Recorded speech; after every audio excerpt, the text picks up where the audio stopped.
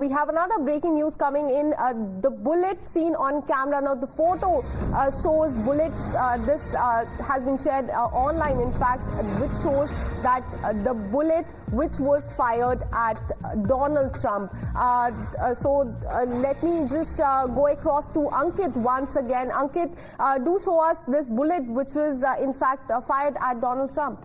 I mean, we don't vouch for the authenticity of this photo, but it is once again being widely shared by people who are believed to be credible. Let's just put it that way. So here is a photo of the bullet, which is moving so fast, but it has been caught on a still camera, no less, and you can see that because of the speed at which it is moving, there is a fair amount of blur and distortion there. But circled here, you can just, I think, make out perhaps in the camera a brief outline, a streak of silver that can be seen, and it is by this time passed by Donald Trump. It's passed by him. It's moved so fast, of course, it's blink and miss almost, and it's only after it goes through that Donald Trump clasps his ear and then he falls to the ground. And before clasping his ear, we've seen how he appears to look at his hand and then he falls to the ground, because it took a while for him also to register by his own account that he had been shot. And in his own words,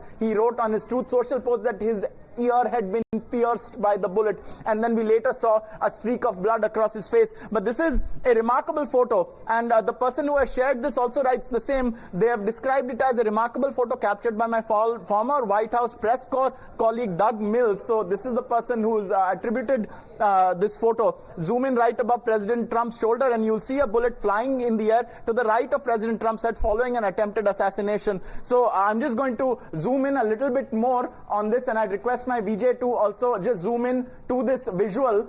And here it is. Here is the visual that that shows the bullet to the right side of Donald Trump. Remember, this is passing behind him, Akanksha, because he was addressing with his side profile, with his left profile facing forward, and the bullet appears to have grazed his right ear, and it appears to have come, we showed our viewers that it appears to have come from this shed, which is to the right of where Trump was addressing. Donald Trump was addressing this rally venue. He was standing virtually here, and he was facing in this direction. There were a stand of people behind him. Those were the ones who were in the line of fire as well. And we know that one person was also killed. We've also looked at the video. There appears to be about 7 or 8 gunshots that can be heard. And so one can imagine that those are the bullets that killed one person and critically injured 2 others. They perhaps came in this direction. But a remarkable photo, if indeed this is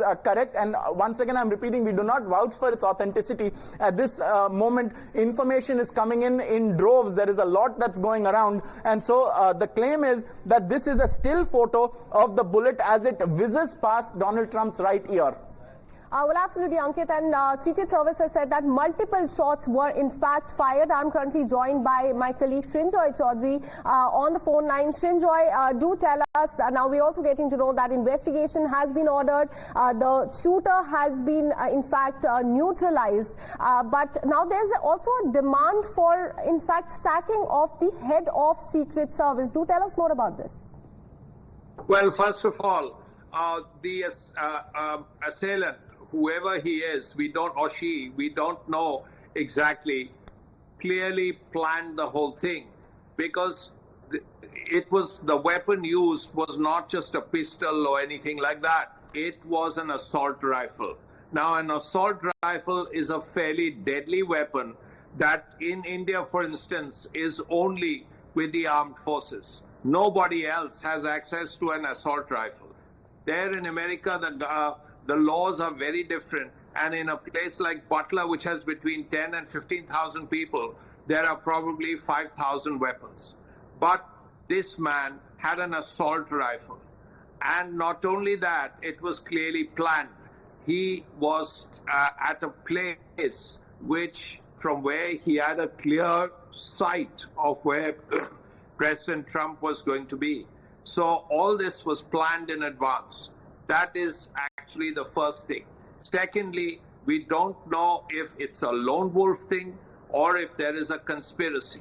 We don't even know if there was a second person supporting the assailant, because at this point, the investigations are still going on. Of course, you can't tell. With the Kennedy assassination, the Warren Commission said that, yes, it was a lone wolf, it was Lee Harvey Oswald. But even today, all these years later, there are many people who believe it was a wider conspiracy. So investigations are on. As the other issue that has to be looked at is that the U.S. presidential elections are a few months away.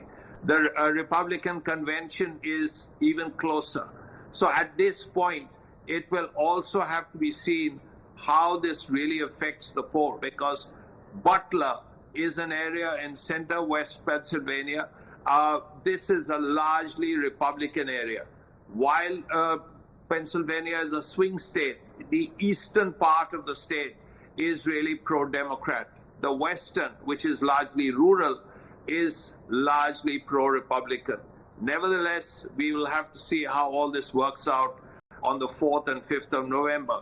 But besides that, it's a terrible, terrible tragedy that American leaders are getting hit.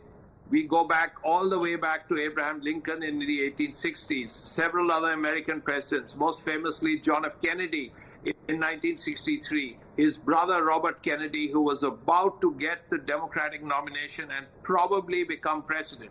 In 1968, he was shot. Martin Luther King, President Ronald Reagan was shot, but thankfully he survived. There's a huge history. Gerald Ford was also attacked. George Wallace, who was a Southern American leader, also attacked. So there is a huge history. Thankfully, there have been fewer cases in recent times.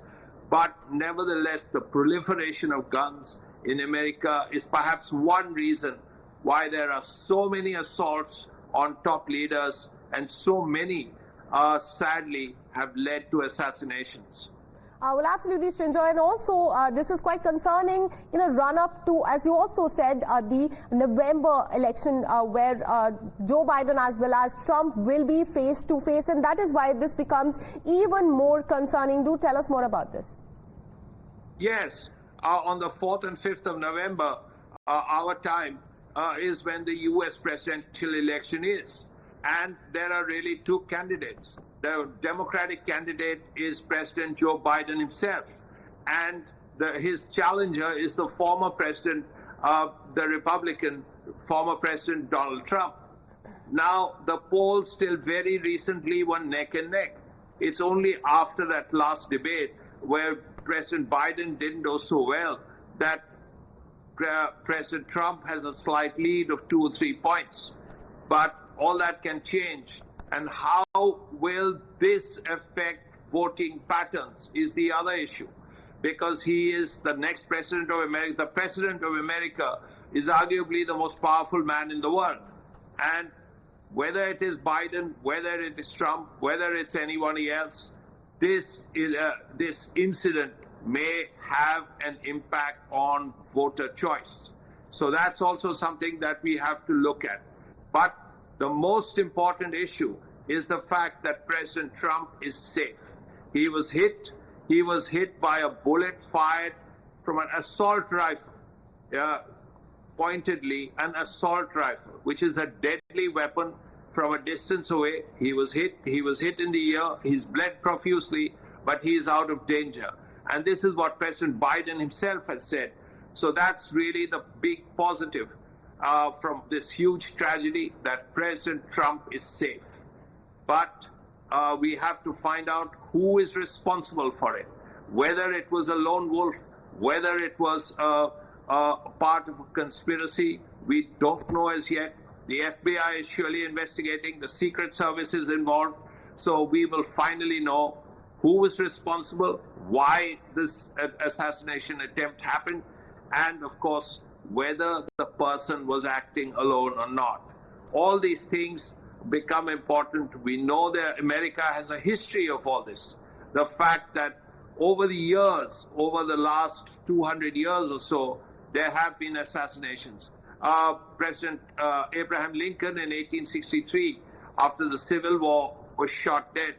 President Kennedy, Robert Kennedy, Martin Luther King, George Wallace was shot and wounded and disabled. President Reagan was shot, but he survived.